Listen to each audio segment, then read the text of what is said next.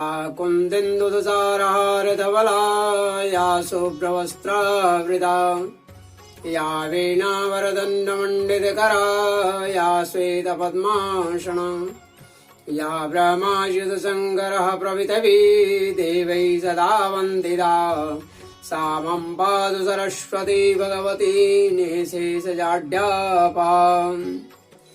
आज मैं श्रीमद्भागवत महापुराण के प्रथम खंड के पंचम स्कंद के अथ विंशोऽध्याय अर्थात 20वां अध्याय अन्य 6 द्वीपों तथा लोकालोक पर्वत का वर्णन मैं करने जा रहा हूँ। हिंदी में का के रूप में सुखदेव जी कहते हैं, क्योंकि मैं इसके पूर्व कई पर्वतों, कई नदियां, मुख भगवान नारायण के अवतार आदि का वर्णन किया और अब अन्य 6 द्वीप उसका वर्णन मैं करने जा रहा हूं। सुखदेव जी कहते हैं कि राजन, अब परिमाण, लक्षण और स्थिति के अनुसार पलाक्षादि अन्य द्वीपों के वर्ष विभाग का वर्णन किया जाता है। जिस प्रकार मेरू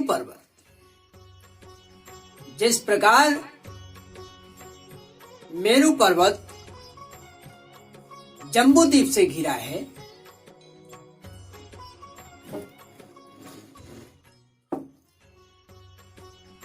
उसी प्रकार जम्बू द्वीप भी अपने समान परिमाण और विस्तार वाले खारे जल के समुद्र से परिवेष्टित है, घिरा हुआ है।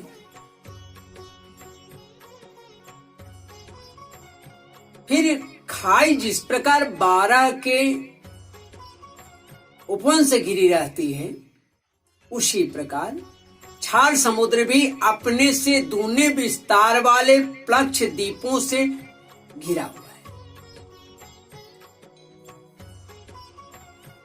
जम्बू द्वीप में जितना बड़ा जामुन का पेड़ है, उतने ही विस्तार वाला यहाँ सुवर्ण में प्लक्ष का मतलब होता है पाकर, ध्यान रखिए।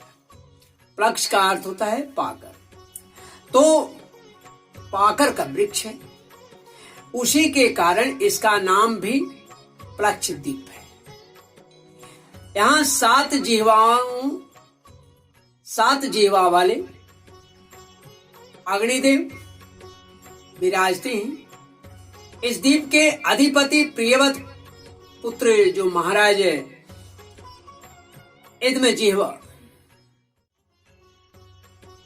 इद्मजिह्वा थे, उन्होंने इसको 7 वर्षों में विभक्त किया और उन्हें उन वर्षों के समान ही नाम वाले अपने पुत्र को सौंप दिया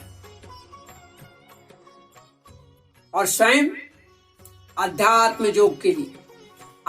योग का आश्रय लेकर के ये संन्यास ले लिए, उपरक्त हो गए।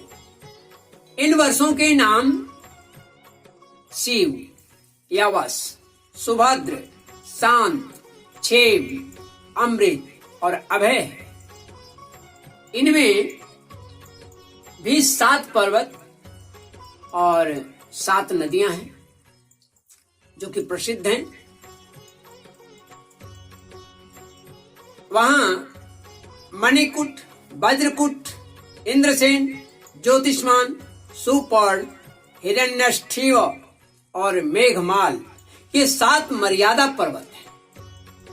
और अरुणा, निम्ना, अंग्रसी, सावित्री, सुप्रभाता, ऋतंबरा और सत्यंभरा, ये जो हैं ये 7 उप महानदियां हैं। ये 7 जो हैं ये महानदियां हैं। वहां हंस, पतंग, ऊर्ध्वायन और सत्यांग नाम के ये 4 वर्ण हैं। उक्त नदियां कि जल में स्नान करने से इनके रजोगुण तमोगुण क्षीण होते रहते हैं और इनकी आयु 1000 वर्ष की होती है। इनके शरीर में देवताओं की भांति थकावट, पसीना आदि नहीं होता है और संतानोत्पत्ति भी उन्हीं के समान होता है। ये त्रैविधा के द्वारा तीनों वेदों में वर्णन किए हुए स्वर्ग के द्वारभूत आत्मस्वरूप भगवान सूर्य की उपासना करते हैं।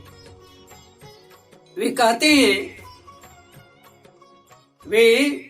हैं प्रत्नस्य विष्णु रूपम यत् सत्यस्य स्यर्थस्य ब्रह्मणः अमृतस्य च मृत्युश्च सूर्यमात्मानमीमहीति। वे कहते हैं कि जो सत्य है और अनुष्ठान योग्य धर्म जो है और रित, यानी रित का मतलब प्रतीत होने वाला धर्म, वेद और शुभाशुभ फलों की अधिष्ठाता हैं। उन पुराण पुरुषोत्तम विष्णु स्वरूप भगवान सूर्य की हम शरण में जाते हैं। प्लक्ष आदि 5 द्वीपों में भी सभी मनुष्यों को जन्म से ही आयु, इंद्रिय, मनोबल, इंद्रिय बल, शारीरिक बल, बुद्धि और पराक्रम समान रूप से प्राप्त रहता है, सिद्ध रहते हैं। प्रच्छद्वीप अपने ही समान विस्तार वाले एक रस के समुद्र से घिरा हुआ है। उसके आगे उससे दुगने परिमाण वाला सालमली द्वीप है, जिसको सीमल का वृक्ष कहते हैं। सीमल से सालमली, जो उतने ही विस्तार वाले मदिरा के सागर से घिरा है। प्लक्षद्वीप के पाकर के पेड़ों के बराबर उसमें सालमली, जिसको हम सीमर अभी आपको बताया सीमर का वृक्ष है, कहते हैं यही वृक्ष अपने वेदमय पंखों में भगवान की स्तुति करने वाले पक्षी राज, भगवान के जो सवारी है उनका नाम गरुड़ है, तो गरुड़ का निवास स्थान है। तथा यही इस द्वीप के नामकरण का भी हेतु है, इसलिए इसका नामकरण भी इसीलिए हुआ है। इस द्वीप के अधिपति प्रियव्रत के पुत्र जो थे, प्रियव्रत के पुत्र महाराज यज्ञबाहु थे, उनका यहाँ पर अधिपत्य है। उन्होंने इसके सुरोचन, सौमनस्य, रमणक, देववर्ष, पारिभद्र, आप्यायन और अभिज्ञात नाम से 7 विवाह किए और इन्हीं नाम वाले अपने पुत्रों को भी सौंप दिया। अपने पुत्रों के नाम पर इसका विभक्त किया और उन्हें वो सौंप दिए। इनमें भी 7 वर्ष पर्वत और 7 ही नदियां हैं, 7 ही इसमें नदियां हैं। पर्वतों के नाम स्वरस, सतभृंग, सतशृंग, वामदेव, कुंद, मुकुंद, पुष्पवर्ष और शाश्रुति है। तथा नदियां अनुमति, सिनीवाली, सरस्वती, कुहू, रजनी, नंदा और राका, ये 7 नदियां हैं। इन वर्षों में रहने वाले सुतधर, वीरधर, वसुंधर और ईशनधर नाम के 4 वर्ण वेद में आत्मस्वरूप भगवान चंद्रमा की वेद मंत्रों से उपासना करते हैं।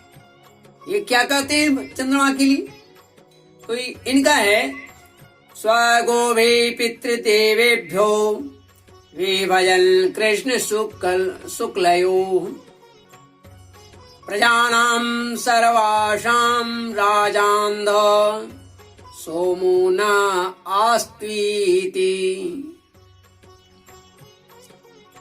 कहते हैं कि जो कृष्ण वर्ण, कृष्ण पक्ष और शुक्ल पक्ष में अपने किरणों से विभाग करके देवता, पितर और संपूर्ण प्राणियों को अन्न देते हैं, वे चंद्रदेव हमारे राजा हमारा रंजन करे, हम पर प्रसन्न हो। इसी प्रकार मदिरा के समुद्र से आगे उससे दूने परिमाण वाला कुश द्वीप है। पूर्वोक्त द्वीपों के समान भी यह अपने ही समान विस्तार वाले घृत के समुद्र से घिरा हुआ है। इसमें भगवान का रचा हुआ एक कुशों का जाड़ है, जड़ी है, उसी से इस द्वीप का नाम भी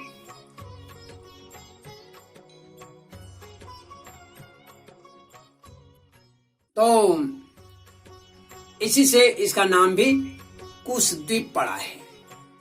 वह दूसरे अग्निदेव के समान अपनी कोमल शिखाओं की कांति से समस्त दिशाओं को प्रकाशित करते रहते हैं। हे राजन, इस द्वीप के अधिपति प्रियव्रत के पुत्र जो महाराज हिरण्यरेता थे, वे थे। उन्होंने इसके 7 विवाह करके उनमें से एक एक अपने 7 पुत्र, इनके 7 पुत्र भी हुए हैं। और हिरण्यरेता के पुत्रों का नाम है वसु, वसुदान, दृढ़ रुचि, नाभिगुप्त, अस्तुत्य व्रत, विविक्त और वामदेव। इन 7 पुत्रों को इन्होंने 7 भाग करके उन्हें दे दिया। स्वयं तप करने के लिए चले गए। उनकी सीमाओं को निश्चित करने वाले 7 पर्वत हैं और 7 समुद्र हैं, 7 नदियां हैं। पर्वतों के नाम भी इस तरह है: चक्र, चतुश्रृंग, कपिल, चित्रकूट, देवानिक, ऊर्ध्व, रोमा और द्रविड़। नदियों के नाम इस तरह से हैं: रसकुल्या, मधुकुल्या, मित्रविंदा, श्रुतिविंदा, देवगर्भा, घृतच्युता और मंत्रमाला। ये 7 वहां की नदियां हैं।